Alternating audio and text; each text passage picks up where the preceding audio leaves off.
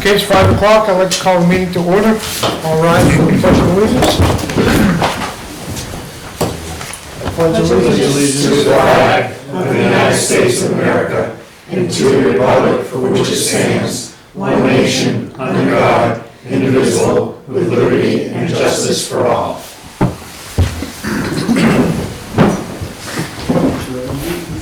Okay, on the agenda, we'd like to discuss the tax rate for December of '23 and April of '24.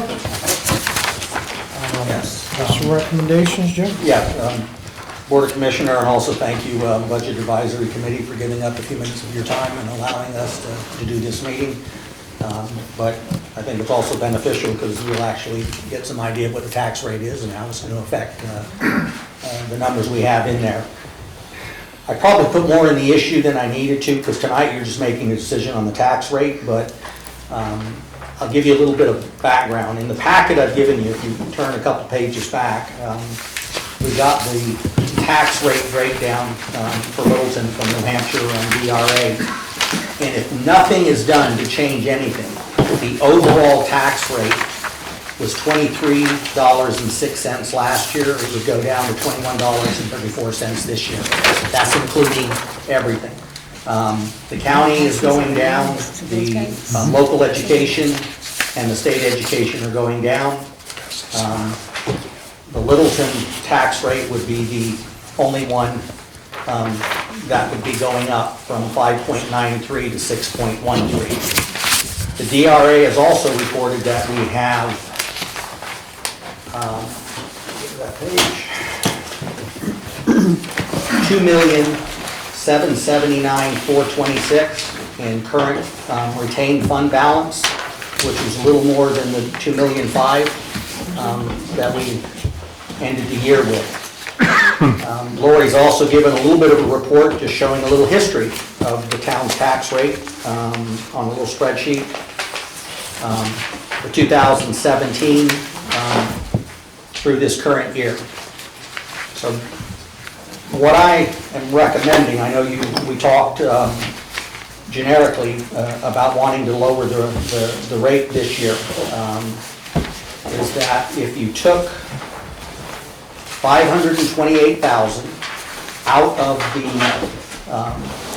$2,779,426, you could lower the tax rate that would currently be $6.13 down to $5.48, which would not only be a reduction from the $6.13 that the DRA says it would be with no changes, but it would actually take your tax rate back to what it was in 2021, which was $5.48. If you did that tonight, that would still leave you $2,251,426 in the retained fund balance.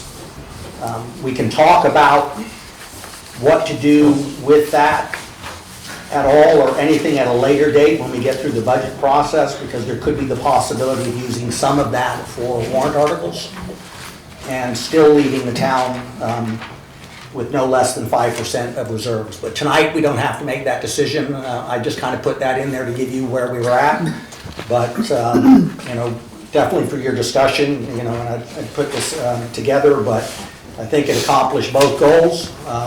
It not only leaves us in strong financial shape in terms of fund balance reserves, but lowers your tax rate back to 2021, which I think was the desire, well, not necessarily that year, but it was the desire of the Board of Selectmen to see a lower tax rate.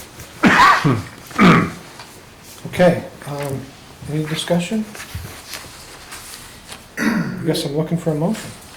I'll make the motion that we utilize the $528,000 from the retained fund balance to lower the 2023 town tax rate from $6.13 to $5.48, providing immediate relief for the taxpayers.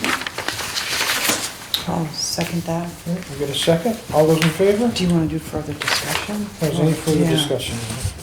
Is there an explanation? You mentioned the other, do you have the other rates, school, county, and Sheet. It's right here on the It's on the sheet, yeah. spreadsheet. It's right on the spreadsheet. And those are established now. Yeah, by the entity, that's what we got from the DRA for the state, and I think that includes the schools buy down with their money. So that would take, instead of 2134, I don't think that much. let me see if I put that in here.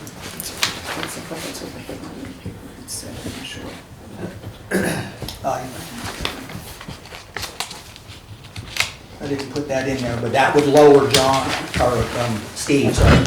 That would lower the 2134 by the difference between 613 and the 548. So that rate would then go below $21. To the 2069? Yes. Yeah.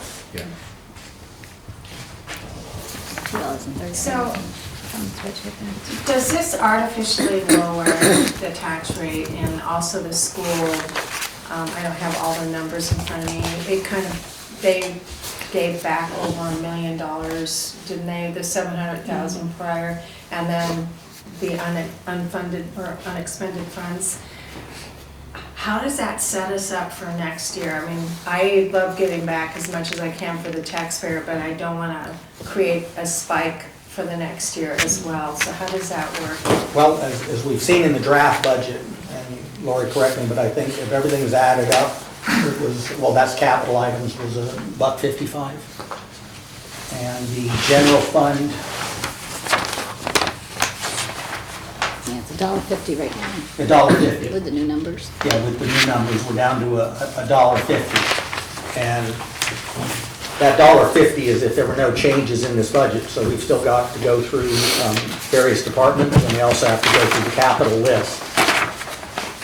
Let's just say hypothetically there were no changes. The Board of Selectmen still have the ability to use somewhere between $2,251,000 and $1,193,000, which is $1,057,000. That could be used towards additional warrant articles that would keep the tax rate down. So it would actually lower that rate expectation and still leave the town with healthy reserves. And I'm still thinking like the next year, it's, you know, it just, I mean, you know better than I do. No, but I understand what you're saying, and. The question. And again, you know, you've gone from just under 300,000 in reserves in 2021 to 2.7, and even if they use the 528 and don't touch the rest of that, you'll have over $2 million. And as I reported at the last meeting, we're still running at 4.5% under budget with 2 months to go. So if that trend continues, there's almost a good chunk of that money is going to go right back. I won't say it's 528 per penny, but you're building your reserves back up to somewhere between 2.6, 2.7, and that's if nothing was used for warrant articles. I don't know how else to say it other than, and your debt's going down as we're paying off debt, and we did look at using some of the reserves for that, but the low interest rates we're getting, it really wouldn't offer some of the savings. We'd be better off buying a truck instead of financing one, that kind of thing. So, Yeah, right. you know, I can't crystal ball, Diane, but I don't know how else to say that you're in the best financial shape that. I know we are. I think the question that I had asked earlier too is, in one of the previous meetings, is where did the 2 million come from? Yeah. Because in a previous situation that just at our church, we had to figure out where our savings came from, and it was really because we sold assets, which were never gonna come back again. And I think these were, well, Combination of three things, and I think we Yes. declared at the last meeting. Yeah, you One is we've come in under budget. Right. The last two, and our revenues were better than we were, so that gave a year-end funding balance. And then as Lori said, in that 1 year when the audits were done, the town had used money to purchase things that should have been financed. So when all of that got reversed, that was about $1 million. So of that 2.2 million, $1 million came from that, but the other 1.2 million was an increase from the less than 300,000, and that was the difference between coming in under budget and stronger revenue. So it's all of those three factors that are there, and we're not recommending anything goes to reoccurring. So if you buy a truck, it's not something that would, there's maintenance costs and things like that. But again, tonight, I don't want to confuse the warrant articles, because we'll see where we're at the end, and then the board may be able to make a final decision on if they want to use some additional funds. Jim, what's your sense of what a realistic or a desirable amount of retained fund balance is? DRA says 1,193,902. They recommend 5 to 15. And Okay. the town wasn't even at 5% before. So, I mean, if just tonight's action, which passed, we'll have 2,251,000, Okay. which would probably be a little more than 10%, or about 10% if you just doubled that. So you could half that and still be at 5 too. Yeah, which would mean Yeah. another $1 million could go towards Yeah. capital. Okay. I think speaking to Diane's comment, we had a lot of federal and state money come in. That helped offset, That we were absolutely. able to pay for a lot of things that didn't have to come out of our budget. So I think that also added to the bottom line of our reserves. Yes. We did, and you just have to keep track of all of that, and we, But they were all capital, so we never paid for anything reoccurring, so they're at least purchases that, could have come out of there, or we would have added them to the new budget if they right, came up exactly. in that process. Thank So, you, I don't want to. In times of inflation, like we have it everywhere, to be able to hold the tax rate for a couple of years and now lower it, Yeah. says a lot for what's going on. But echoing Diane's comments, obviously, you look at, it's nice to look down the road 5 years, and, Of course, we got a reval coming up. yeah, that's right, and that's gonna obviously confuse things. And the reval will be for 2025. 25, The year, tax year 2025. So it'll affect the tax bill in the fall, or December 1st, 2025. Yes, sir. Would it make sense to put the money aside to fight with, or to help with fund negotiations with the Hydro-Quebec? Because that may end up being, that's a one-time cost. It's gonna be a big cost, but it may be worth the investment to hold the line and fight with, fight with them as much as we can to scrap out every bit we can, because it's gonna be a recurring revenue from them, so. You meant negotiate, right, John? No. John, if I could add to that, I mean, that may be in the sense that they don't have to make that decision tonight, it's an agenda item.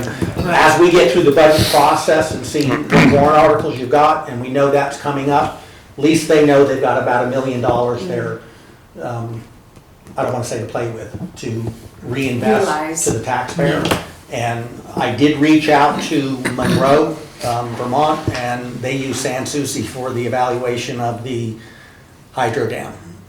Because there's not a whole lot of folks that specialize in that. Now, they do have a different law firm, so I don't think it's an issue of the law firm, it's an issue of, I mean, the valuations are the same, and so, the law firm comes in if you want to fight them. I mean, and that's, in terms of that, law firm's not going to tell you yes or no. If you want to fight them, then they're going to represent you to fight them, because they're getting paid just as San Souci's getting paid. So, And But- did Monroe revalue the dam?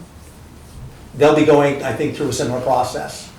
Okay, they haven't, it's not like they're already through. Yeah, no, and then I did reach out to, Carrie, what was it? Windsor? Yeah, Windsor, they emailed back, are you sure you meant us? I mean, first, because it was Vermont, and I said, yes, I didn't mean you, and they just haven't answered back yet. I said, I was just curious, who you use as your appraiser and attorney. Now, it may be different in Vermont, because you're licensed or whatever there, but I'm curious if it comes back to San Souci, meaning then, so that we're dealing with a person that's doing the overall numbers. So you could try Lebanon too, because they're on the other side of that, Okay, and that's a big dam It too. may be more comparable to us. Yeah, okay, Lebanon's on the New Hampshire side, so. all right. Windsor's the only one though that does not lose. And for historically, Oh, yeah, that's they right, have you said not that. lost. So, I mean, and even if you could find who the contact was, I mean, they may be able to refer you to someone else of the same, has the same strategy. But anyhow, going ahead with this, do you have any more comments? Yeah, one question. So, there's different ways of evaluating or valuation, including sales price, which I think is pretty recent here, but there's also revenue generation or profit generation, and there's also the assets and how you value the assets. So I'm wondering, is San Souci on top of all those? Yeah. And which is gonna be used and what's, Could I ask something just real quick? Yeah. Could we adjourn the Let's. BOS meeting and have Yeah. that discussion as part of Yes. ours? Just Yes. in the sense Start of, the motion on the Sure. table. We There's a still motion. we still have a motion on the Yeah, There's table. a vote on motion on the first. table. who made the motion? First I and made the second. motion, Carrie seconded. Carrie seconded. To adjourn? No. Oh, the motion on the top. Yeah, I got that. Vicky told me I better get this right. So we're all set on the We're all set on decision? it. All in favor? All's in favor? Aye. Okay. So you need a motion to adjourn? Yes. So moved? Second? All those in favor? Aye. What time was that? 5:16. Thank you. Okay, we can turn the table off. If we don't have that on there tomorrow, I will have another broken fingerprint. There goes the budget. Those evaluations, John, can be rather nebulous, but, sometimes they do things, they'll appraise in 4 different ways, and they'll Yeah. assign a value between Yeah. the four. and Okay, so that- I'm gonna call the meeting to order, and, I need to excuse myself. okay, thank you. Thank you Thanks, very Steve, much, for coming. and thank you to the selectmen, honestly, for your No, fine efforts. And it's always nice to have a discussion about this, so at least we know what decision we made, how we made it, why, and Thank you, yeah, thank you. So I think the first thing on the agenda is to speak with Chad and see if we could rearrange our schedule a little bit. We have you scheduled for the 16th of November, but that doesn't work well with some of our committee members who are totally interested in the subject. And so I was wondering if if you and Jim have been able to suggest another date on that we could possibly, I was even thinking December 7th, the Parks and Rec, Opera House and Library, if we could switch the two around on that, if that would work. I don't think that would be too disruptive to them, do you? Do you think that's okay? No, So- it's mainly in terms of what the chief's, schedule was in terms of, if he's available on the 7th, then I can tell Riley we're switching the other, but I know it's crazy, but Yes. I confused the email and Diane sent me and I got clarification and I sent back, oh yeah, our dates are solid. It's like, no, Jim, I was asking you about the 16th, so. That's why it was easier just to be here. Yes, I know. The 7th works for me. And I apologize that either the Thursday before or after the one that was initially proposed, I have hard conflicts in that I can't move. That's I fine, apologize. so December 7th, and Jim, would you contact Parks and Rec? Yes, ma'am. And we're gonna be at the firehouse for that, correct? Yes, we would love to be, if that is workable for you. Oh, If yeah. not, we still have this room. Yep. We'll set up a similar table configuration. I'll be available either before or after meeting, or if you want to do it as part of your meeting, a little tour and see things. I don't want to, it's your meeting, so you just let me know what you want, but I'll plan to be available before and after. All right. And if you're looking for any kind of favorable vote, you guys just happen to cook dinner that evening. That'll be at 5 o'clock. That'll be fine, yes. It'll probably be spaghetti with all of us. Sorry, guys. Yeah. so Chad, Diane's covered for me, but I appreciate you moving. No, like I said, I just apologize. Those 2 days right around didn't work for me. All right. So the 7th, it's in my calendar already. Okay, super.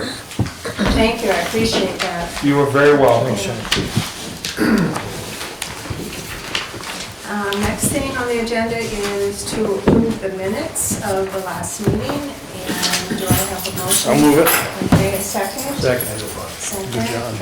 All in favor, say aye. All right. Okay, thank you, Mary, very much. appreciate it. Next is Steve. I don't know if you, yeah, you can sit right there if you'd like. So, Okay.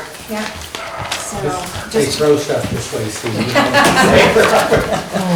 sorry, this page was- See what happened to the last meeting?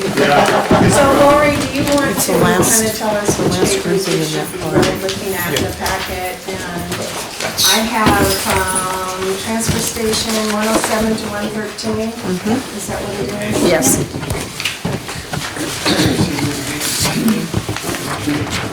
And also we have a separate sheet that Lori must have just handed a new one out. Did you hand a new one no, out? That was from last time. It's not changed, so it's the same. This is Yeah. yours. Yeah, it's down here. So, So what are we looking at first? so I'll let everyone get their sheets in front of them and I'll, Yeah. so. What's what are we looking at? Transfer pages 107 to station, 113. revolving estimated At the back of the pack, expenses. That's the first one, and then in detail, it's pages 107. 107 to 113.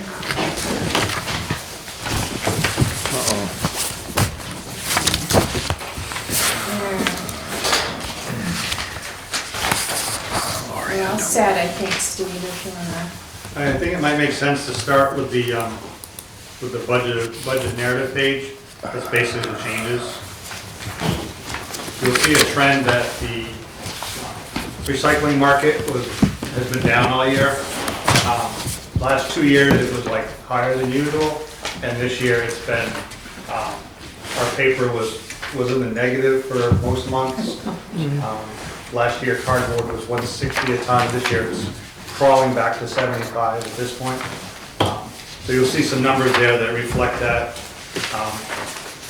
But as far as, I'll go through the budget narrative just to explain some stuff. Okay. The data processing, I want to increase that by $634. We're getting a lot more credit card use than like every year since we've started, it seems to increase. I know you recommended the dollar fee, we started that last November. So far this year, it's cost us $1,563 for fees, and we've collected $1,245 in charges. So just capturing like 80% of it. So just that dollar, I think, has been working out really well. Nobody seems to care, and they just pay the dollar and move on. And we're collecting all but $300 of that $1,500 so far this year.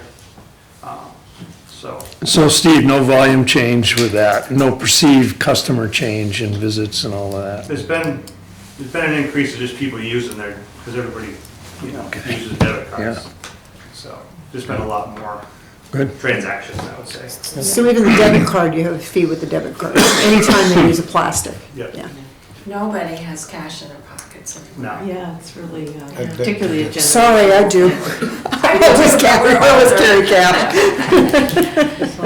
So I think that like a lot of the increased credit card is probably the fact that we're getting a lot more people, period.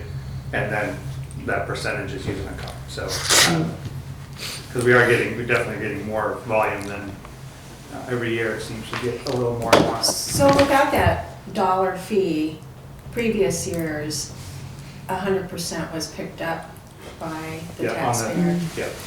so now we're getting most of it, which is, I think it's been, I did a spreadsheet, so every week I put it in, just to keep track of it. And most weeks we're getting about 40, it looks like between 35 and 40 transactions. And the fees are around $40 to $45. So that's how many cards we're getting a week, is between 40 and 45, generally. So that $634 will try to get us back to zero there. The next three items, we have no control over: electricity, water, and sewer. That's all just because of rate increases. I don't sense that we're using any more electricity. We're doing the same things we always have. I just think the rates have all gone up I know they've all gone up. And I'll echo on that for Steve. You know, we use the word street light, but electrical across, we budgeted a 37% increase last year and it averaged close to a 50. And so, but we do have notification from Littleton Water and Light, there is no increase for 2024. So that's why we can, the numbers we're adjusting for 2024 are kind of based on realistic, you know, issue unless there's an actual increase. And most people, like his lights aren't on any longer or anything, it's just the fact that we under budgeted the rate increase. Can I stop just for a second? Can I go back to the first one? Sure. Where you charge the dollar for the usage fee? So what would actually make it go down to zero so it didn't cost you anything? Would it be $1.10? Would it be $1.25? I know you didn't come with that, but the reason why I'm asking the question is because typically when it gets to the point where you have to go to $2, then people, you know, they get upset that it's a big jump, it's 100% jump.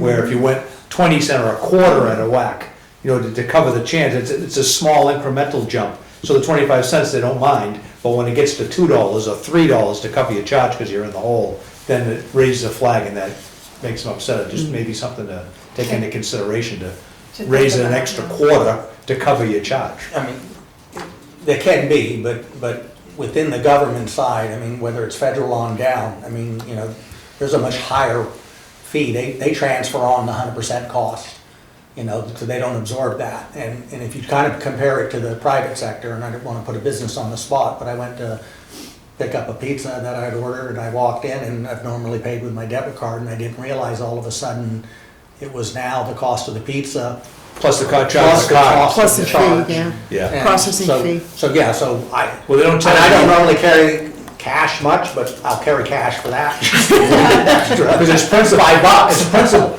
Yeah. right? So, and that's why I'm saying for. But so even on the extra- price of a pie, it was more than the $1 or $2 we're charging. Yeah. The problem with the $1.25, $1.50, $1.75 is you have people that are just trying to process. And the beauty of the dollar is everyone can add it in. Yeah. So That's why we didn't want to go to a percentage. Then every process would have been like on a calculator, figuring out 3% of $122 and So the dollars. unfortunately, it will go 1, 1, 1, and then it'll hit a tipping Might have to point, and go it'll to- jump to 2. Yeah. Is what I Yeah. would expect you're gonna do. Otherwise, you're gonna have, But I don't Back think, to I mean, I agree with with the fees that most businesses are charging for processing, I don't think that's gonna be an issue if we have to raise it at some point.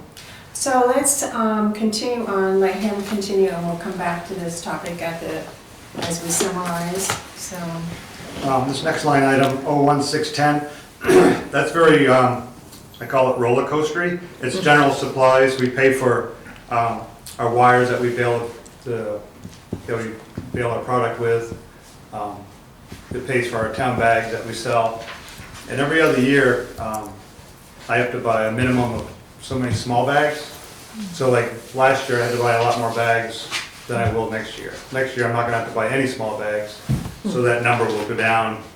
I need an increase of 2,000 because of what I went down 2 years ago because we didn't need small bags, and then this year we did need small bags, so I tried to compensate for that so that it can fluctuate by like $5,000 or $6,000 just because whether or not we need that many bags. So that line item is kind of tricky to keep pinned down because it seems to, it's kind of an every other year thing. Fuel's an obvious one, an increase of 1,200. Surprise, and fuel costs went up. The one that surprised me, I guess, the most this year was the tipping fees Yeah. from Casella. They do their rates, unfortunately, they change their rates in May. So we try to budget, try to figure what they're gonna do, and then come May, we've got a new price list. A lot of that has been the volume, and you'll see down below how much demolition we took in. A lot of it's just because we took in so many demolitions, we had so many more tonnage going out. So that sounds like a big number, but we also made, we budgeted for $60,000 in demolition revenue last year, and we're already over 100. Wow. Just because of the price increase and the volume. What else you guys? Yeah, I mean, I've never seen anything like it in the last couple of years. So Steve, can you explain the tipping fees just in case there's some confusion? Okay, so anytime a container goes out with trash, we pay a transportation fee to get it to the landfill and back. The tipping fee is a per ton charge. It's like $74 a ton. So say the can weighs 10,000, say it weighs 10 ton, we would pay the $740 if it was $74 a ton. So that's they weigh it on the scale. The tipping fee is basically the weight of the garbage, what they charge for that. So that's weighed every time that it's, Yeah. okay. So there's 2 fees with every load. There's the tipping fee and then there's the transportation cost. Is that using our truck or their truck? That's using Casella's truck. We don't own any roll-off trucks. Okay. Want to get it there, want to tip it into the hole. But again, when you look at the revenue side, I mean, it's the cost of doing business and we're still coming out ahead. I So know. our cost went up 17, but our revenue went up 40. Right. So the more like, the more you get in, the more you spend with them, the more you make. That's the same with electronics recycling, it's the same with tires, all this stuff. If no tires come in, it doesn't cost us anything, but we don't make anything. So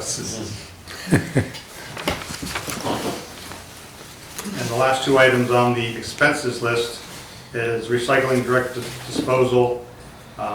We've been seeing a little bit less of that product and a little less electronics. So those numbers have dropped just slightly.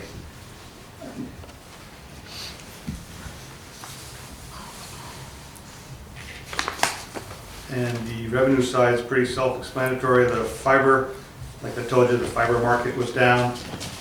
What is fiber? Is that cardboard or is that like cloth? It's cardboard and paper. Okay, thank you. And this is my first year. I mean, I didn't figure it wasn't cloth, but pays to ask. Yeah, and that fiber, because it's cellulose base, is used for paper making processes elsewhere. Right. That's why it's, And that is going up. I couldn't tell you what it's going to do next year. It is trending in the upward direction currently. Steve, who are you using to take your tires? BDS.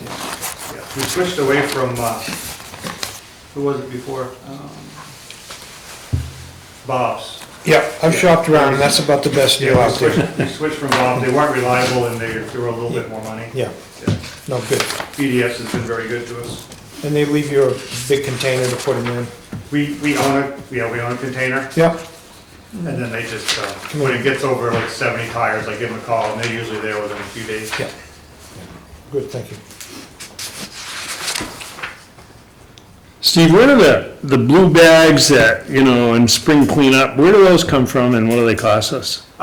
Those are free through New Hampshire the Beautiful program. Yeah. And, I mean, the only cost is I have to go to Epping and pick them up. Or not Epping, but Epsom. Epsom, Yeah. okay. Through the NRA and RRA, not the NRA. Oh, okay. I didn't think I saw an AR-15 on the bag, but. Well, there's an idea, sell branding on them. Yeah, they actually provide, those blue bags, they provide signage that we can order every year. They're, I don't know if they're managed, but the money comes from the bottling companies, like Coca-Cola, Pepsi. Oh, is that right? They pay for all that.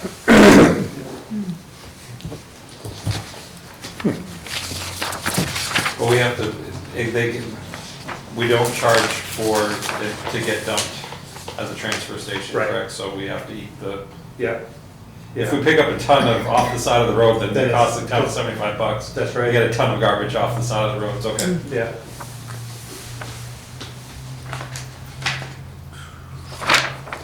That small increase, all other charges, that include, we have a document shredder, and there's been a big increase in people bringing documents into shred, and we charge just 10 cents a pound, but we're making more money than we had budgeted, so I went up a little bit on that. We even had a trailer from Mar-a-Lago. It was worth bringing it all the way up here. Yeah, under the cover of darkness. It was good reading. Sorry about that. So the document shredder, anybody can come in anytime? We, Or is it certain hours for we that? ask if they have a large volume, to make an appointment, then we can. But if it's like a box of stuff, Yeah, we can do that pretty much anytime. Yep. That's reasonable. yeah. I think, we charge 20 cents for out of town, but I think Staples is like 99 cents a pound. Wow. So Staples is, we could probably, if we wanted to, we could probably double that rate, and nobody would. At least for the out-of-town people. Yeah. Yeah. Yeah, you're right. That's the New Hampshire way. Hit the outsiders. We don't get a lot of out of town. They're not paying any of the taxes, they're not That's right, covering any of yeah. the stuff, so. Yeah, We So, could definitely do. get the something like that. tourists. so get the Steve, speaking of outsiders. that out of town, how many, do you have an estimate in your head of how many out-of-towners use our facility here? I know of some, like very few from like Bath, because they had a facility in, is it Newbury, Vermont? Oh, yeah. And that Yeah. shut down, so they had like nowhere to recycle. We do get probably maybe 20 total people from there. Yep. But as far as like looking at license plates, I don't know where anybody lives. I mean, the town's full of people that just moved in the last 2 Yeah. years. Yeah. I mean, California, Tennessee, Idaho, like Massachusetts, it's everywhere. The beauty of the pay-by-the-bag system is It doesn't everyone had matter. to pay for the bag. Yeah, Yeah. yeah, that's right. But because we didn't, it's not a self-sustaining enterprise either though, correct? We've gone over this last year for. Bags? The bags do not pay, it helps offset the cost, but doesn't cover all of the Correct. cost. So the people from out of town that come buy the bag are still incurring a cost on the town without, adding to the tax revenue that is part of the the supporting of the transfer station. Well, I guess, I look at it, they're adding money to our fund, and they're not using any facilities in Littleton either. Right, they're just throwing their trash away and they're going home. Right. So they're still, that money's still coming in, but they're not using any of those. And there's a reverse, and I know this may be minor, but, and I hear this from our DPW folks who take care of the cans on Main Street. Those cans get a lot more garbage than your typical shoppers, which means then we have a lot of residents on Main Street. And so instead of paying for a bag and taking care of their own garbage, they conveniently put it in the town's trash cans. Oh, yeah. So, Oh, yeah, I'm sure that happens. yeah, so there's a big volume of stuff that comes to him that doesn't necessarily have any compensation side to it. So it's an indirect cost of folks not utilizing the system. Yeah. And those are residents. Yeah. Considering the earlier comment about people not liking large increases, which is certainly the case in bus fares or anything like this, if you hold it the same for 10 years and then you go from $2 to $3, then everybody's upset, as opposed to a gradual kind of like, oh yeah, it goes up a little bit every year. What about a slight increase in the per bag cost? Up from 3 to 3 1/4. It's been, what, 2 or 3 years at least? I don't know. My brain's a fog. I think it's been 2018, I think, was when we went Okay. from $2 to $3. That was Yeah. like a major jump then. So it's been a while. So well, you can still buy the roll of Littleton bags, can't you, from like Shaw's and places Right. like Yeah, that? they're still over their sleeve at that. How much 30. How much are those now? They're $20 for the kitchen size and $30. So that price hasn't changed. No, In it's been 5 years. 2018. Yeah, in a lot of Since years. 2018, is that what you're Right. saying? Yeah. So probably every 5 years it should be reviewed at Yeah. least. Yeah, I mean, a little, then you don't have to go with that, oh my God, it went from 2 to 3, It's like, oh, okay, yeah, 3 1/4, yeah, that's fair. Right. Prices go up. You have to figure percentages, just make it a flat fee. Right. So how does that work? Do you sort of consign them to the grocery stores? And then when they sell them, they send you the money, or do you, or? There's 5 stores, they do it differently. Shaw's, Co-op, for Fidos, they all do it. They send the money to the town office, Yeah, so they have like an account. right. Simon's Market pays us cash, and the Co-op, not the Co-op, but the Circle K gives us a traveler's check, or Oh, okay. But they go down and buy them from you, okay. We deliver them every Oh, Thursday. oh, okay. Yeah. I was just curious, so. I mean, it's something we could look at. It's, I think because we made so much money on the demolition side, I didn't know if it was,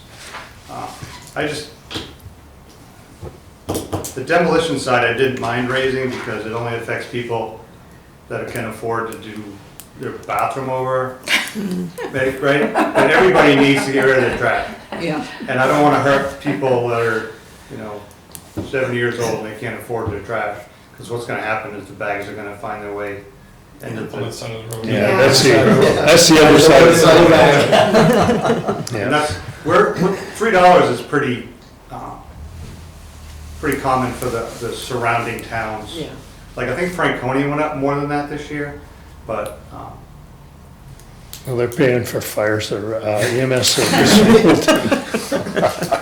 Well, no, it's entirely up to something I you. keep an eye on. Yeah. Yeah, when it becomes a problem, when it becomes, I think, Sorry. we're not making enough money, then I think we can definitely approach that. But, easier to slip it in gradually than a horrible jump, which would be traumatic perhaps for Yeah. people's budgets. Okay.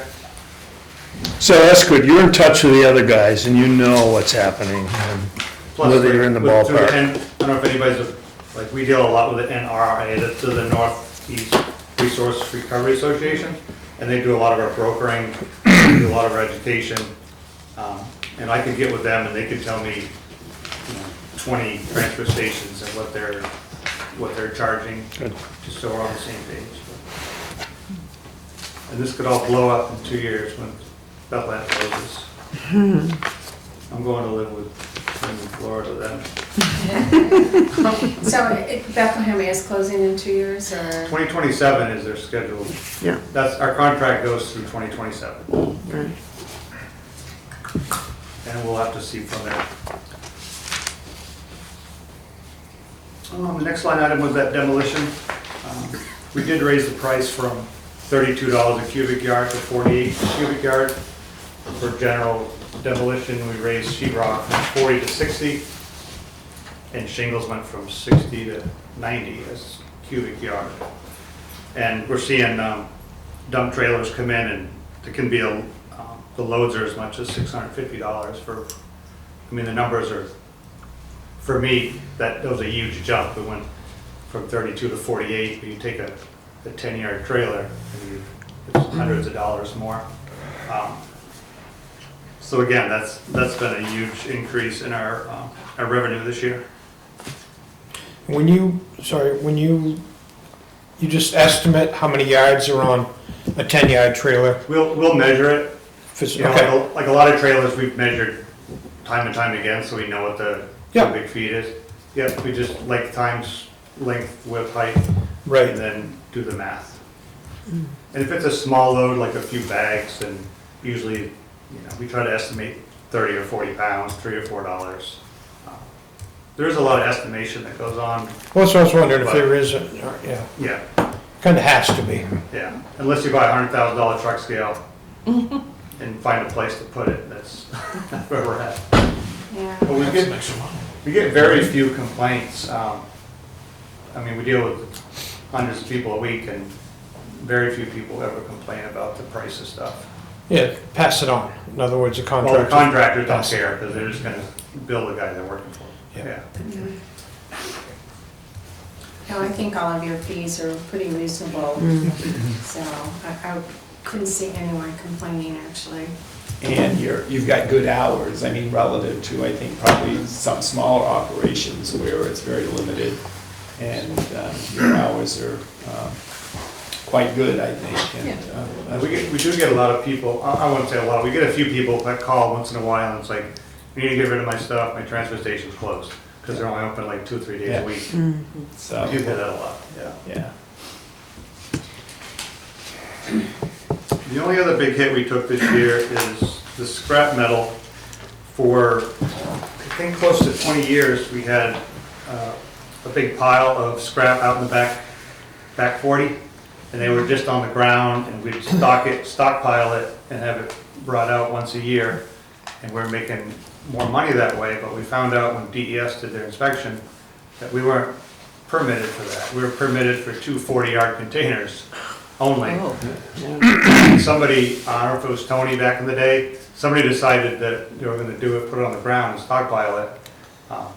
And DES never showed up, so we just thought it was business as usual, right? And so we had to switch, we had to clean that pile up, get all the ground cleaned up, and switch to 2 40-yard containers.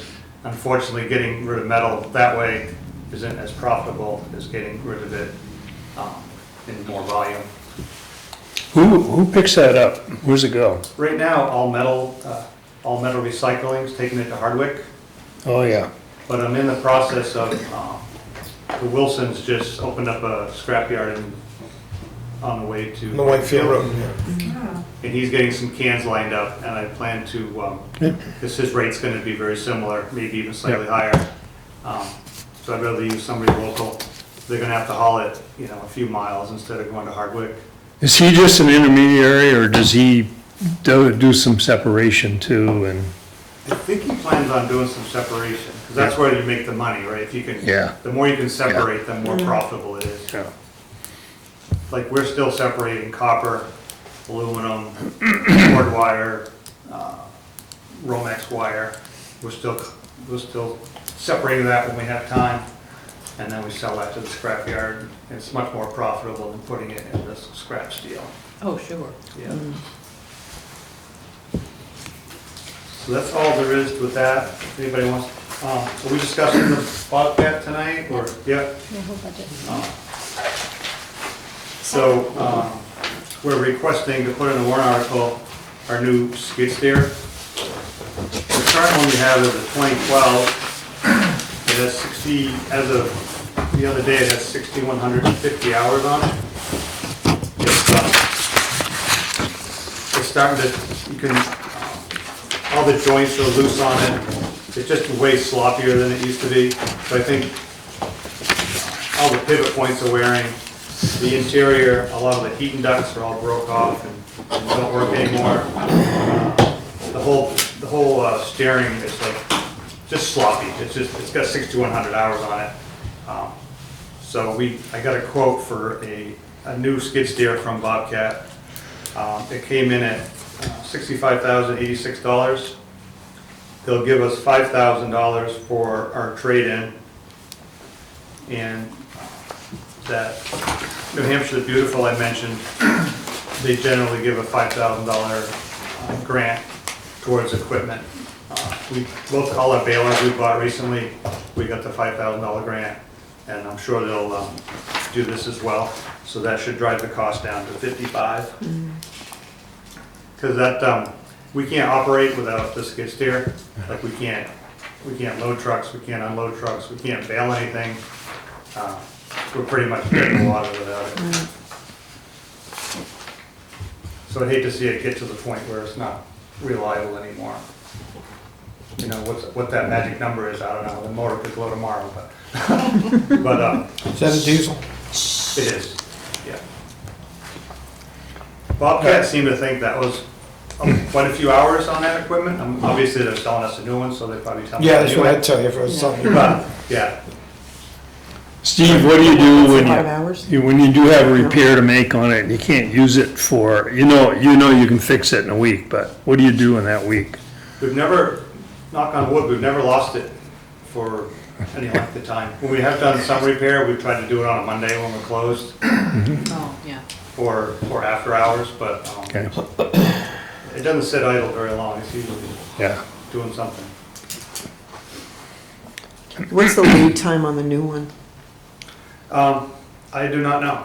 Like, I told them I'd get back to them in March when Yeah. but I know the Bobcat dealership in, I think it's in Epsom.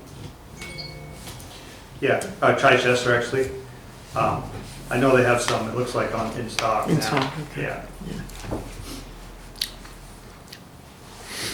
5,000 does not seem like much in trade.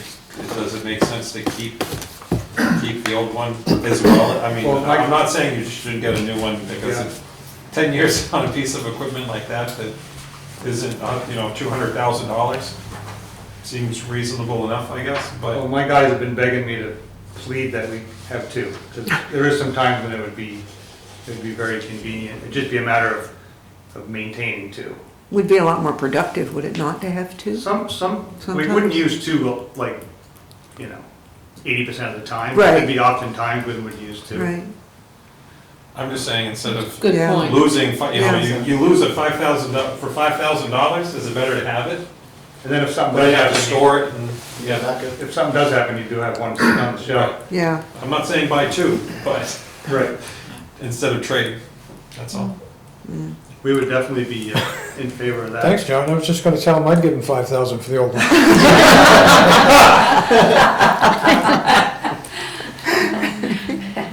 Actually, it seems like a smart idea, actually. yeah. That's what the highway department does with their trucks. I mean, just the one thing to keep in mind on that, I mean, if he's talking, it's 11 years old in terms of there, if we kind of then get into two, and then that goes, then you're gonna be in a position to either say go back to doing one, or then we're gonna get two. So I mean, Yeah. there is a downside to keeping Yeah. old equipment, if it Yeah. does break it right when you It's needed true. it, or you were counting on it. So Yeah. along that line, I'm an operator also, so I have a license. I was on a call with Tara Albert, and she had a crew, and they have someplace down in Concord that they have fields of equipment. Big stuff, small stuff. You must be aware of that, right? That's one in Concord? Yes. Yeah. So now I would imagine that if this one, the one we're talking about, happened to go by the wayside, I'm sure we could get on, instead of buying a brand new one, go down and look at what they have in the field, what they have down there, what the people turn in. And she also said that when I was on the call, that they can reach out to different states and different countries, and you don't have to pay the big dollars. I want to say that they had a bucket loader they spent like $9,500 for. And it came from like Russia or something like that. I mean, I can't remember exactly, it was from another country. They shipped it and everything, there was no additional cost to the town. Can't read any of the instruments, but We're talking about a backup piece of equipment. I'm kidding. And I'm we see sorry. how it is I couldn't working in help it. Ukraine. He couldn't stop Right, himself. Well,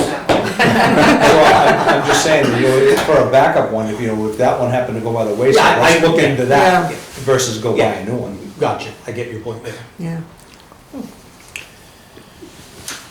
Since the transfer station's been getting all the hand-me-down stuff for a lot of years, I don't think it's a bad idea to put them in a new skid steer that they use every day. Yeah. I don't know. No, he was saying get a new one, but if something happened to Right, no, the that's other what one, I get get. the other one, and Yeah. then maybe At look least at the the second second one one. from there, yeah. So- Keep the second one as a Yeah. backup. Yeah. Keep the old one, get a new one. Yeah. And if the old one goes by the wayside, take a Get look another at what used they, one. get another used Or one. get a used one as a backup. Yeah, As a backup, yeah, get the new one, I'm not Yeah, saying yeah, take. no, yeah, I know what you're doing. versus walking, just walking away from this one for $5,000 seems like short money. I think he's right. Yeah, I would agree. Yeah, that's what a cab costs on a new one. That's right. Yeah. Sounds very prudent. If you had to, if one broke for 2 weeks, you had to rent one, Yeah. it'd probably cost Yeah. Yeah. thousands of dollars, right? Yeah. If you rent one from MB, they're like $3,000 a month to rent. Yeah.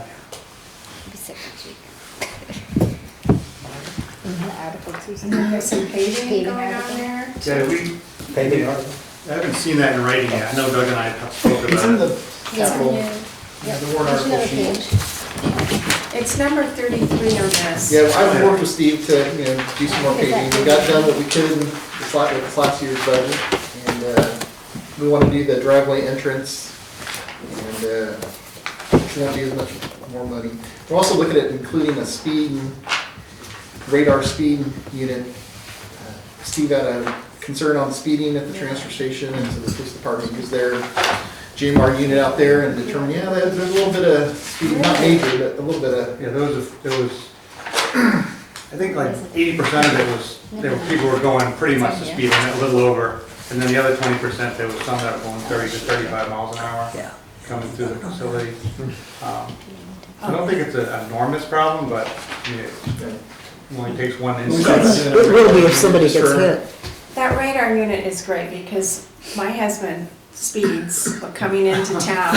And I could say, you need to slow down. He doesn't hear that. But when that sign is going like this, he slams on the brakes and he slows down. Yes, it's something that would help, yeah. People just need a reminder. Yeah, that's pretty much what that is, right? Just to be like, Yeah. So I think there's 30,000 for that warrant article, is that For 20,000 for the paving? for the paving? Is it Yeah, at 20 or 30? 20. 20.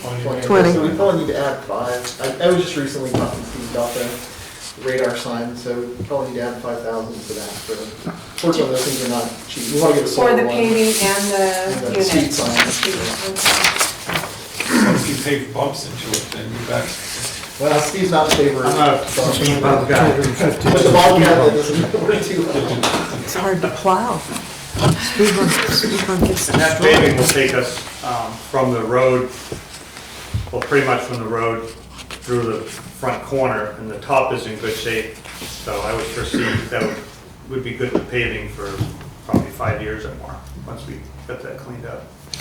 Is the industrial park putting where the old burn pit was, are they putting a road in through there?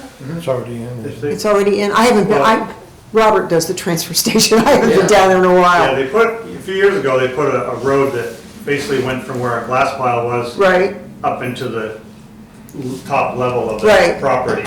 And then that's where they stopped. And they've been trying to get grant money to run water and sewer across the river, across the brook. the brook, At right. some point, they're gonna have to, right now, it's like a one-lane road. Yeah. At some point, if it gets developed, they'll have to put like a, you know, 2-lane road, a new culvert, water and light across it. And You'd be sharing that driveway. yeah, with so them, they'll be yeah. like, so our driveway will be like off of that road. Right. As opposed to the way it is now. Does that impede any future needs that you might have there at the transfer station? The only thing it's done is, it's really crowded us, because we tried to make, a few years ago, we had the warrant article that we moved the glass pile and the brush pile, got rid of the burn pit, Yeah. all over to the left so they have room for their road. It's really crowded over there now with the glass and the brush, as opposed before we had more space. But the brush and the glass are the two things that are out there right now. Okay. So what would happen to those if you can't do those? Well, if we couldn't do the glass, look, right now the glass is being managed by the NRA. That's another one, like we're a host site, so other people pay $45 a ton to get rid of the glass. Littleton pays $10 a ton because we've agreed to be a host site for the glass. And then once every year or two, somebody will come in, grind the glass up, and we have an aggregate pile also back there. The problem with the space is that the aggregate pile doesn't have an end use. Like you can build with it, you can put it under culverts, municipalities can use it. If it's a state engineered project, they can use it, but there's no like, and that's, there's no like definite place it's going. Like right now, we haven't gotten rid of any for a year. It's hard to move it. It has sporadic homes, but not a regular place to put it. Casella, when Casella put their last expansion in, they used it around their gas pipes. Yeah. And they took all we had. It was beautiful. It was, cleaned it right out. But now we've got a mountain again, and after they grind in the spring, that mountain will be even bigger. So there's no market for that. So if we decided it was too crowded, then we would say can't be a We can't be a host host site site. anymore. Exactly. And our cost for glass would go from 10 to 45. Yeah, Yeah. pretty much. And then is that trucking on top of that? But we don't pay trucking because we haul it out ourselves. Right, we are the source Yeah. right now, but if Yeah. you had to bring it, if we had to bring it to a different host site, do we pick up the trucking or does that part, okay? And we could try to like, there's very limited ways to recycle glass. Like, this is nice and easy and clean because we can put in ceramics, we can put in stuff besides just clean bottles. There are Fiberglass too, isn't it? Don't they make Huh? fiberglass bats out of that? Out of glass, spun glass? There's a place in Canada, if you take just glass bottles, so all the other stuff would go into the landfill. And they make insulation out of it in Canada. But it's gotta be just glass jars and bottles. It can't have anything else in it. It's gotta be very clean. So it's thermal insulation, not, I'm not sure what the product looks like. or is it electrical insulation? Yeah, I'm not sure. Yeah. Yeah. But the problem with that is all the stuff we're putting in the glass now would have to be landfilled, which we pay $74 a ton. Yeah. Glass is pretty heavy. A lot to consider there. Yeah. Yeah. So I know the NRA and the DES is looking into trying to find better ways to get rid of it. And the industrial park people, like, I don't know if it's gonna happen next summer, or if it's gonna happen in 2035. I mean, they're just waiting for grant money, so they don't really have a solid plan that I've heard about anyway. It's just up in the air. Okay. Anything else? Any other questions for Steve? John? I just want to compliment Steve on the great job you do at that recycling center. It's always pretty easy to go there, and it's obviously organized and taken care of, so just want Appreciate to, it. Yeah. The Your staff are very. Staff are very, Yeah. yeah, That's Very they're very pleasant helpful. and polite and helpful. Yeah, We lost one of our staff members this year. Eric, he didn't die, he just left. And the kid we replaced him with is doing a phenomenal job. We got really lucky there. Good. Brandon, he's good kid, nice and quiet. He's not afraid to charge people. Usually, that's the worst thing when you first come in, you're like timid about, he measures it, whatever it says him, he charges it. So, we call him the enforcer. The people that work there, it's yeah. pat on the back for the management. We've been really Because that's fortunate. what, I mean, management really, your attitude makes a big difference with people that work with you. With the workforce issues, we've been lucky to maintain Yeah, some Yeah. consistency there. yeah.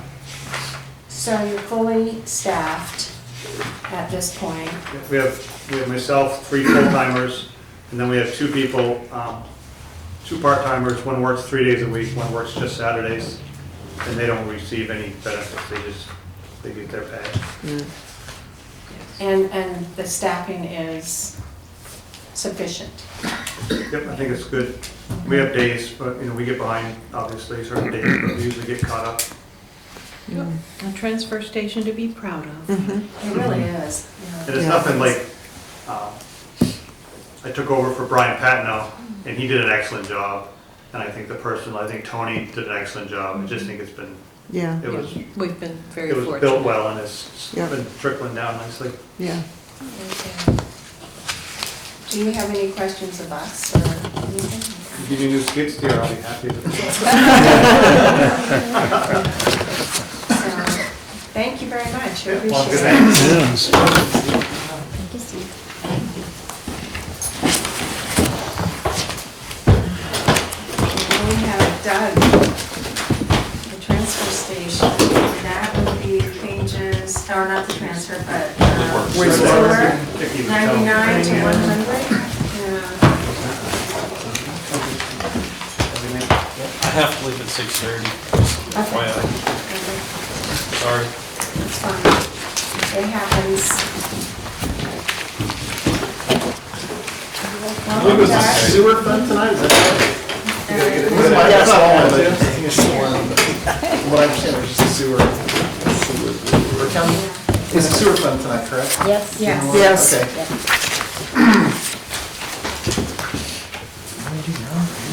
And then it's page 99. It's a sewer Anyone fund. needs to look at that.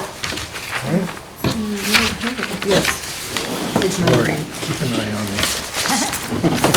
Page 99. So you turn it back on. There you go.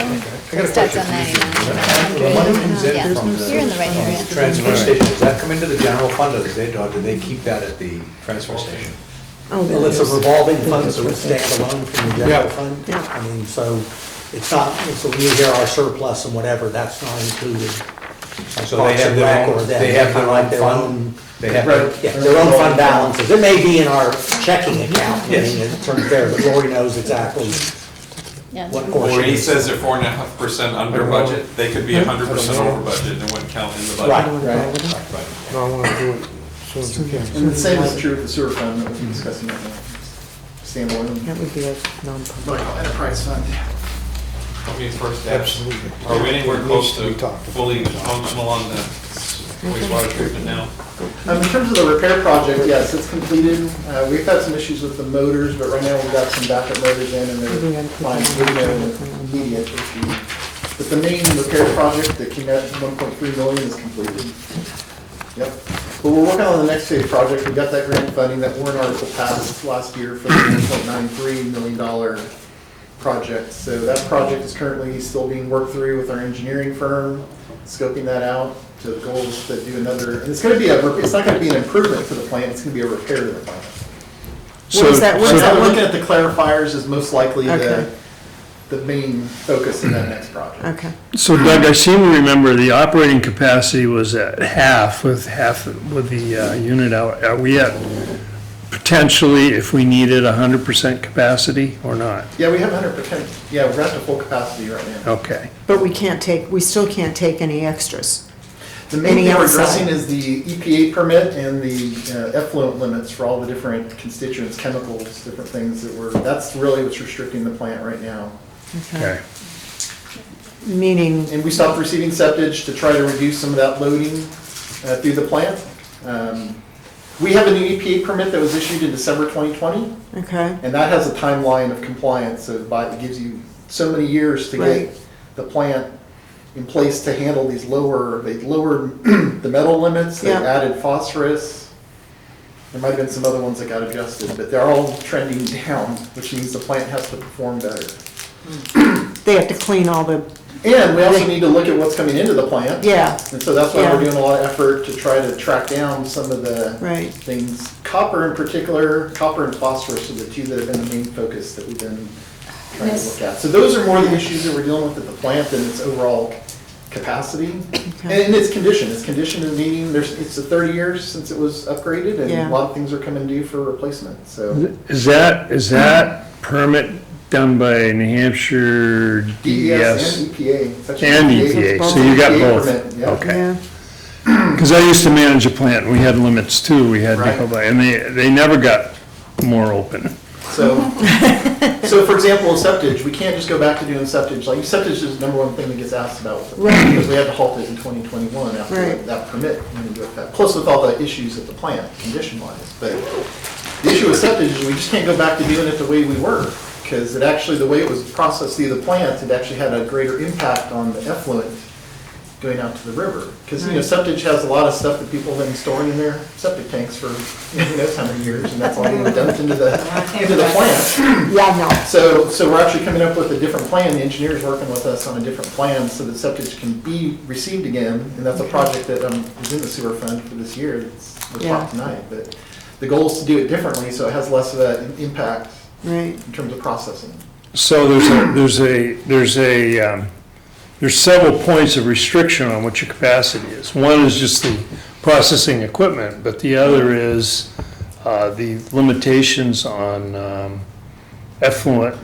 Yep. And so those limitations on effluent sound like they're far more restrictive than the processing capability. Correct. Then just a basic flow, hydraulics is what I'd call it. Yeah. And the plant's designed to have peak, so it can handle a certain design flow day to day, but Yeah. it can also handle peak, events, which we have had some of those peaking events. We still get water getting into the sewer system Right. with storm events. It's called influent or inflow. Yeah. So who are you working with on engineering design to, Hoyle Tanner is our consultant. okay. Yeah. We just hired them on been a year or 2 years now. They helped us with the grant applications. Within the last year. Yeah. And so that's not gonna be free, that's gonna be, No, we're paying for them. Their costs are coming. well, engineering's one thing, but if you have to do something, Right. that's physical plant and capital. Right, but last year, the 1.9 million warrant article was passed in Right. anticipation of their Okay. engineering study. Okay. And then we've already been eligible for close to 900,000 in grant, so that would reduce the 1.9 to about half. So that is Okay. set up, You're designed. on you're what getting we're at what I'm gonna do. asking, Right. yeah. Yeah. Yeah. Right, so we secured, Jim's right, we secured about 700,000, 800,000 in grant funds. Who To secured offset that? that. Who secured that? We did, through our grant application. I mean, you wrote. I'm working with Hoyle Tanner as our consultant, Okay, all right. and Just Jim, wondering. obviously.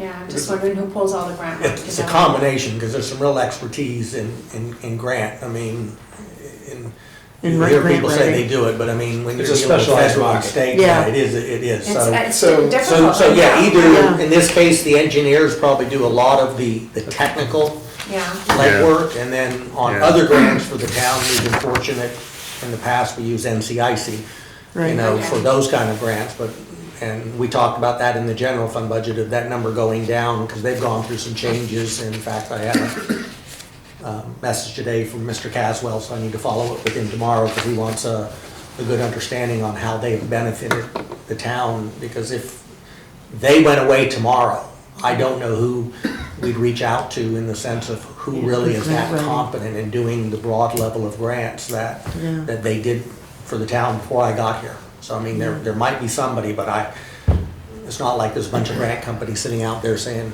Well, not only Here I that, am, they're yeah. local. A lot of Yeah. the offices Yeah. local, they know us, Yeah. and they have that history, which you can't buy or pay for Right. in Right. some other way, so, yeah. Going back to the 1.93 million project, with the grant offset to it, that left us with 1.3 million as a loan. So we're going through the state revolving fund for that loan. That loan's actually already been negotiated and the contract's already been signed. We've locked in at 2.5% interest rate. Good. For how many years is that one? It's a 20 or 30. Okay. I think it's a 20, but I'd have to go back and double check the paperwork. But that loan will not kick in until we actually incur those expenses, when the project's actually completed and we submit reimbursement to the state. That'll initiate that loan kicking off. So at some point, that loan payment will come into the sewer fund, but right now it's pending. I can't remember, but is there a time restriction on using that 1.93 million? There's not, it was done as a bond, right, Lori? yeah. Okay, But at least our intent was within a year to have the oil tanner The goal is to get the engineering Asset. completed assessed. next and all year that. and build it in '25. yeah, okay, thanks. They're basically doing preliminary, they're doing a facilities plan right now, so we got a $100,000 planning grant as well. And that money's being spent doing what's called a comprehensive facilities plan for the treatment plant. So it's a full-fledged analysis and a layout, a complete capital improvement plan and prioritization for the plant. So it'll be a very helpful planning document going into the last time one was done was in the 70s. A copy of the one that was done in the 70s. Probably, but triggered and eventually resulted in the upgrades that were done in the 90s. So Doug, will there be target specifications that the plant will reach when you're done with the engineering? Yeah, we're looking at, well, for example, to address some of these chemical additions that are in the permit now, we've had to add chemical treatment at the plant. It's kind of odd to think about that, but we're actually using chemicals Yeah, addition to the wastewater to meet those permit yeah. limits. So- And the engineers indicated that's a very common practice with a lot of plants. There's not a way to physically design the plant without some major changes Yeah.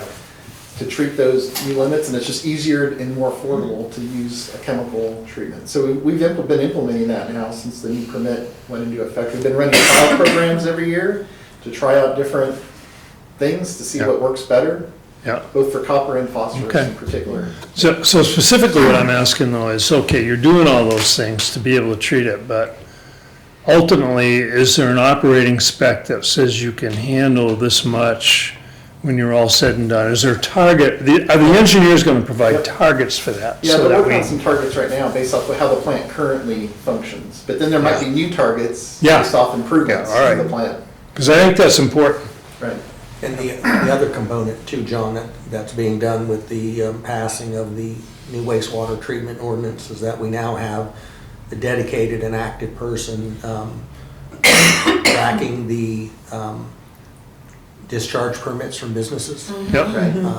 Some businesses have never had one, and so it's Yeah, going oh through the yeah, I process remember you talking of about that. educating, and then Yeah. we do have businesses that report Oh, yeah. their testing or whatever to us, and they're kind of going through the same thing. So what they're giving us isn't meeting levels, and so Right. we've got to try to work with them to get their levels down. So That's it's it. a combination of that. Sometimes we're at the mercy of what people are putting in there, so we're trying to clean it up on our end. Yeah. When we also need to start addressing before it comes to us. I imagine there's a little consternation with that. Yes, and you know, and as you all know, a lot of needle in a folks haystack don't a like little the regulation, and so Yeah. when you do talk with a business that says, well, I haven't had a discharge permit in 10 years, why do I need one now? I Yeah. mean, so it is a little bit of We'll a, send the EPA right up. yeah. They'll answer for you. Yeah, how far along are you in that review process? And like Diane says, how many are you reviewing or anticipate reviewing? Or the individual? No, I can have actually Eric come. I mean, Eric, who was doing it for us, I mean, he was 50-50 at one point, general fund wastewater. We told you we moved him 75 wastewater, 25 more and more.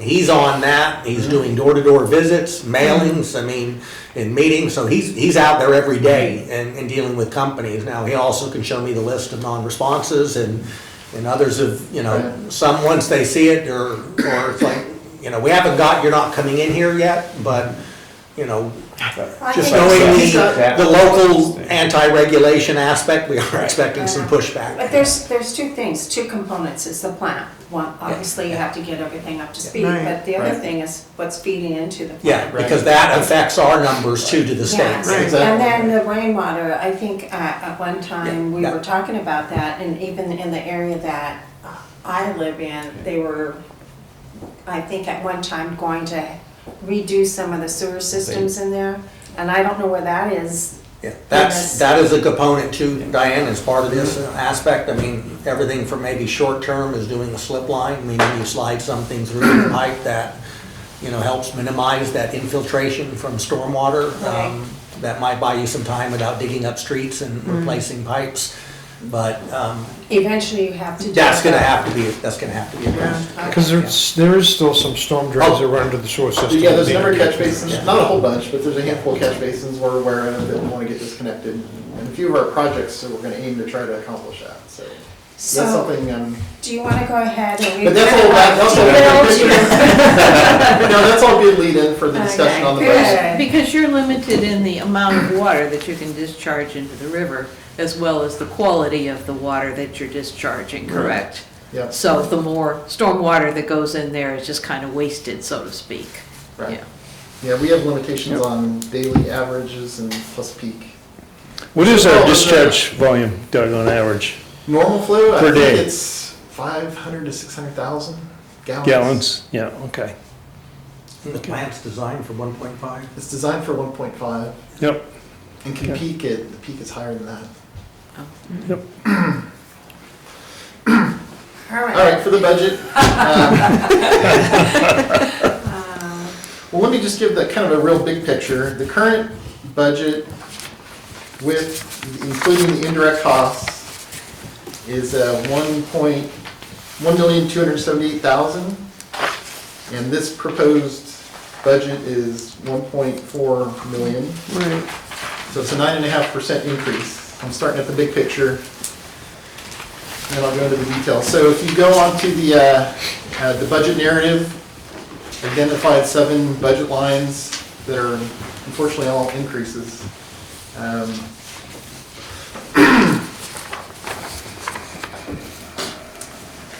So I'll just talk through it.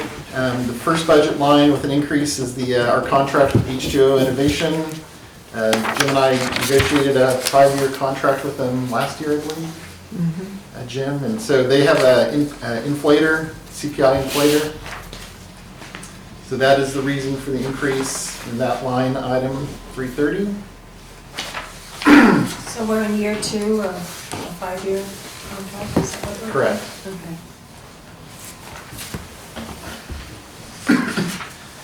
Line item 342 is vendor software that we use, and again, they have an annual increase, so that line went up a little bit. Not a lot, $250.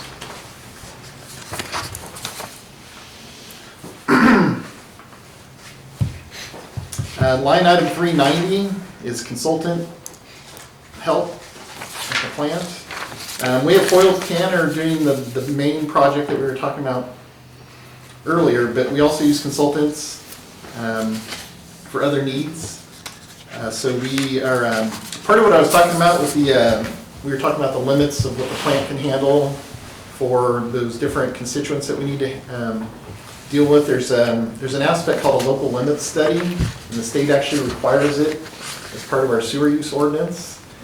It's basically us, the town, establishing criteria for businesses, industrial dischargers, of what they can't, limits that they can't exceed when they discharge to the town sewer. It's called local limit. Local means the town establishing its own limits based on its own plant and what it can specifically handle or not handle. And then that gets calculated into some limits that go into our sewer use ordinance. Thank you. And we don't have that. And we don't have that right now, but it requires a study to get there. It requires a consultant to do some analysis, and so we're planning to embark on that for this next year. So I have those fees in that budget line. We also have some work that we needed our Meadow Street pump station. Reached out to an engineering firm. I was looking to use Horizons for that study. But to look at that pump station, it's had some breakdown issues, and it just needs some review and recommendations on any potential improvements to that pump station. And that's a pretty important pump station that's handling the whole Meadow Street commercial development. So those consultant fees or estimates that I got from them are included in that budget line, 390. Physically, where is that? It's across the street from Lowe's. Oh, it's down Lowe's there. Home Depot. It's down No, it's Home there. Depot, I believe. Oh, way out there. Okay, Across the street from Home Depot. yeah. Yeah, it pushes sewer past right by Cumberland Farms and actually behind Shaw's and runs it under the interstate all the way to the plant. Oh, yeah, so it gets down next to the river that way and then Yep. follows it, yeah. Yeah, in fact, the river's starting to cut in a little bit, and we're kind of concerned it's getting close to the sewer Riprap. line. So, yep, Riprap. looking at a riprap project. Line item 397, that's our charge for discharging our wastewater solids. So similar to Steve with the transfer station, we have wastewater solids. Obviously, all the liquids get discharged to the river, but all the solids have to be hauled off. And we got a can that collects them, and we have it hauled off, I think once or twice a week to Casella under a contract. And so it wasn't surprising for them to come to us and ask to renegotiate that contract for this year. And so similar to what Steve had to deal with last year for just hauling his regular town trash, we had the same thing here. The difference is we have hauling and disposal in the contract, so it's a combination of their tipping fee, which we've talked about earlier, and their hauling rate. So it turns out to be a 13.5% increase. What's Casella doing with it? Does it have any commercial value? Helps break down the rest of I the don't- stuff. I don't think so. Well, the wastewater solids did have land application value, and we previously had a contract. That's what I with, thought. Yeah.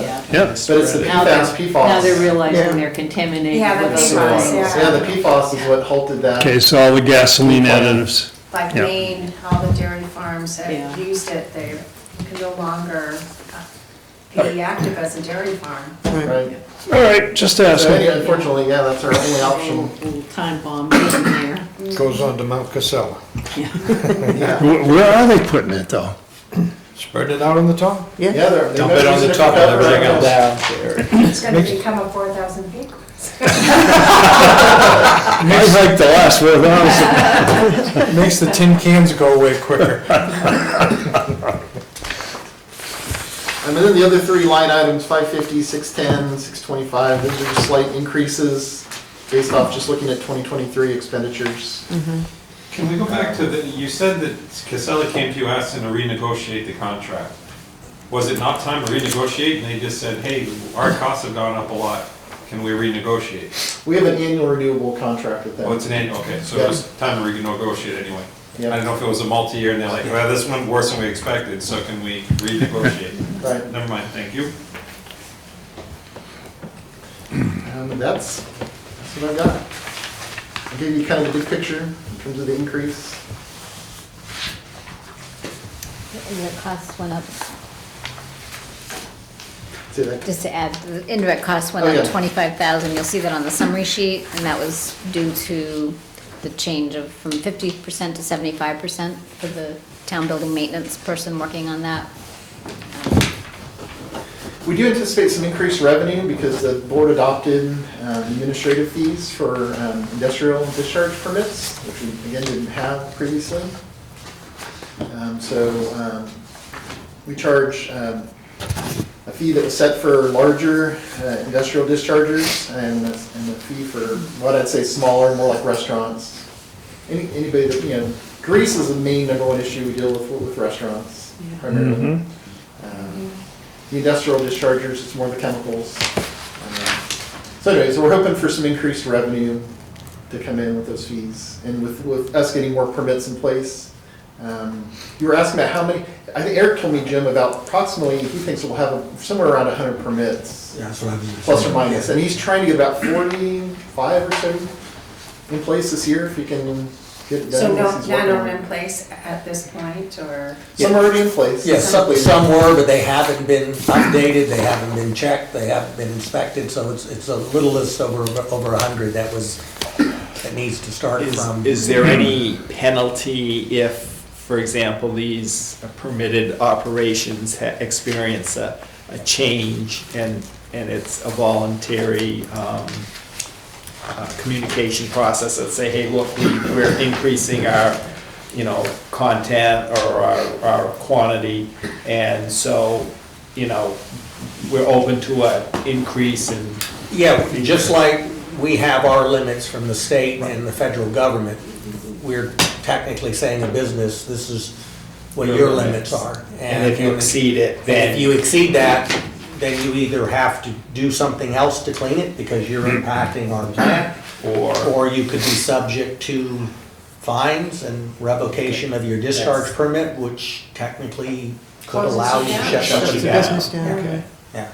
So, I mean, we would like to not do Right, that. but it is made Yeah, clear. so in the beginning, it's very much educational and customer service and outreach and trying to educate. We did several public meetings and, to make sure nobody got shock on this. But just knowing that there's gonna be some folks who either, because they haven't dealt with it for 10 years or so, we may get some pushbacks and some of them will be some of our Suffer local the business owners, consequences. that are gonna say, wait a minute, you're regulating me to death, or you're impacting my bottom line. So is there some latitude, I know these permits, there's an average level you gotta maintain, but there's also allowance for peaks. Yeah. As long as you maintain the average, and are we doing the same with these people? It depends on each kind of permit. For example, with restaurants, we're actually not trying to measure their ratio of grease or anything. We actually just want to make sure they're cleaning their grease traps. It's real practical for restaurants. For the event. It's not, we're not testing them at all for anything. It's just. It's sort of a. But back to my question. But for other ones that do have chemicals in them, where they are having to submit reports, a lot of them have to submit reports. So the ones that have chemicals involved, Yeah, they're submitting a quarterly or semi-annual report to the town. Yeah. They're self-monitoring, meaning they have to do their own testing, the laboratory, and submit it to the town. yeah. And then so it's still, we don't do our own, we the town don't take the lead to go test them. Yeah, it's quite a burden on a small business to Right. figure that out. And if you don't. And we're only looking at the chemicals that have an impact on our permit, for permit compliance at the plant. Yep. And do you have a system in place that, for example, if you don't receive this permit, if it's annually or quarterly or whatever, that it's somehow flagged as, we're waiting for this? Oh, yeah, definitely. Okay, because. Yeah, that's what Eric's doing, he's tracking all the permits, in terms of making sure they comply with their submittals, if they have a required submittal. And if we do get to the point of enforcement on anybody or any combination, when I go to the Board of Selectmen, I want to be able to show them that we bent over backwards, not once, but twice, Yeah. 3 times, in order to get compliance. Yep, definitely. And then the next step. Then the next step would be the board saying, okay, then we're going to level fines. Ratcheting up. But again, that's, Right. we're not That's- looking to make money on fines, we'd love compliance, that's But what you're, we're just right, like compliance. right, and you've got a policy in place to show that John, thank you're you. serious and you're not gonna just, Right. Yeah. look the other way Yeah. and just let things slide. So That's that- what the board adopted last year when they adopted the new wastewater permit. The problem is when the taxpayers have to buy more chemicals to treat something that somebody else Right. is causing a problem, then that's where you kind of have to keep an eye on things. But that's not a town regulation per se, EPA regulates that, they mandate that, so they have to. But they it's have the to go town's by the law. responsibility. I agree. It's the local tax municipal. burden. Yeah. Surveillance of that's really hard. Yeah. You know, It is, because if I know I was gonna get tested this afternoon, I'd be Yeah. doing some work this morning. it's really, right, I do.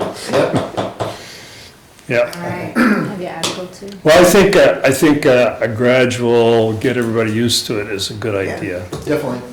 Yeah. In terms of the warrant article, we have the septic receiving already, and I have to apologize, the number that I've got probably in the packet is out of date. 1,580,000? What was it, Lori? 1,580,000 is on the summary sheet. Oh, Hoyle Tanner, initially, when I initially reached out to them, they hadn't got to the phase of their analysis work for the plant to actually start determining costs for a lot of the projects. It's kind of further along in their process. But I asked them to give me some rough idea of the septic receiving station upgrade. So they kind of basically gave me some pricing for what I call a Cadillac system. So they put it at about $1.5 million. And so we talked to them some further about that. Jim included in that discussion, and it's like that's just too much of a project for Littleton. You know, I'd gotten some more affordable pricing through another consultant previously that was helping us with the plant, and so in further discussions with Hoyle Tanner, looking at something a little more practical for us, probably going to bring that down to about $500,000. It's still a large amount of money, but when the town was receiving septic, I believe the revenue and the years when it was considered a good revenue year was around $100,000. So if we spend the 5 and we can now start taking the septic work that's going elsewhere, we could pay that off in 5 years. Because the 5 would be for just the initial cost, and but the 100,000 would be, The revenue that would come in Yeah. by then taking it back again. Yeah. Yeah, so it's one thing that, I mean, it would pay for itself. And at $1.5 million, the rate on return, that was a lot harder, and that was a much bigger number than what I'd seen from the previous engineer. So I asked him to go back and take a look, because that's a big number to go ask the ratepayer to pay when it's benefiting, and I don't mean this negative, but when it's benefiting a person on septic. So as a ratepayer, you may look at that and say, why? why? Right. I'm paying my rate, and now you're asking me to pay for this side system. So it was trying to be. Oh, there'll be some of that. Yeah, I know, but I wanted to be practical and saying, okay, we can get a revenue and cover that cost, but $1.5 million was just a little eye-opening when I had seen a much lower number. And it was mainly, right, I think the 350 range, but that was also a year and a half, 2 years ago. So maybe the 500,000 with inflation and all is still expensive, but it's within that range of doable, yeah. And the goal would be to do it as a bond, you know, so that we, basically, hopefully the loan payment can be made with the revenue from. Yeah. And we haven't looked at our rates for septic either for a long, long time. So I think our rates are substantially lower. I would like to do kind of a local look at what other towns are charging that do have plants that receive septic. And see if we Well, I know- consider- we have an in-town and out-of-town rate as well, like kind of at the transfer station. Yeah, I know I had my tank pumped in May, and you guys couldn't, or the guy I dealt with thought you couldn't process it, so he ended up going elsewhere. They take it to St. Johnsbury. Yeah, Yeah, St. Johnsbury or yeah. another one that's And close. I mean, Doug says in town and out of town, but that's a little bit more of an honor system, because if the truck comes to you, you don't know whose stuff is. What's on it? It's up to the septic hauler, to be honest, with Yeah. where they're bringing it Show from. your license. Yeah. It doesn't have, this container is from out of town and this container is in town. It's, Yeah. Septic rates are different than sewer rates though, is that correct? Correct. yeah, that would be, then we charge the company that picked up the septic from John's tank, which means John would be paying that process, I yeah. understand. It's an honor system with the septic hauler to tell town where it's coming from, whether it's in town or out of town. Are sewer rates rising this year? This will get about 9.5% based off this proposed budget. So last year it went from 1345 to 1604, and it went up 9% more on top of that. That's the, Yeah, 9.5%. Didn't bring my bills. I usually have a stack of tax bills and sewer bills with me, but I didn't have them. Go ahead. There's one other article that, while Doug's here, it's the one listed as Article number 9, to rescind an authorized borrowing that took place in 2019 for Sub-Area 2 project that was canceled in 2021, and it was authorized for $6,322,300. So we'd like to put an article on to rescind that borrowing. It did not have a expiration date, and it's just kind of like clearing the town's credit report by getting it off of there, because we don't need that, and it can't be reused for something else, the way it's worded, so. and Was that the one Douglas- conditional on a certain amount of match that didn't Correct. happen? Yeah. Correct, 30%. I believe. Yeah. Oh, I see. Any other questions for Doug? And if you go home and you do have a question or two, just let me know, and then I can send it off to Jan and get the answers for you. All right, so we'll see you next week, I think. Yep, be at the garage. So we will meet at Public Works, correct? Right, Oh, that's good next week, Thursday, week's 5 to public- 7. 5 to 7. No other meetings next week, except for on Thursdays. That we know of. Yeah, that we know of. So no school next week. No school. So the Following 9th, week we'll have. so the 9th, we're gonna be at the transfer station? Public. No. DPW, the DPW. Yeah, We'll be indoors. yeah, We'll get the definitely. heat up as much as we can. Thank you. That'd be nice to have. We don't keep you toasty here. Yeah. No. I will not be here the 16th. Okay. So we switch that around and, Yeah, that'll be Parks and Recreation, Opera House, and Library. The 16th, yeah, The 16th of November, yeah. and then we meet the 30th, right? yes, Okay, yes. Nothing for the 16th thanks, nothing Nothing on Thanksgiving Thanksgiving, week. yeah. right. It's a difficult one because everyone's 16th is traveling. not fire? Next week is We're gonna be moving. DPW. 16th is the one I can't Fire's not going to December 7th. December 2nd. Yeah. Send an email out tomorrow. Parks and Recreation. I'm just Yeah. trying to At the rearrange fire stuff so I station. can make it The next week, library. but I'm not quite sure if that's And Opera House? gonna happen or not. It's quite a commitment. Actually, Touch a truck. Busy time of year. Just quick, who's gonna be on the 16th again, now that everything's shuffled around? 16th is the Opera House. Library Parks and Rec Parks and and the Rec. library, Okay. yeah. Yeah, so usually the last 10 minutes of the meeting, we have whatever discussion people may have questions about.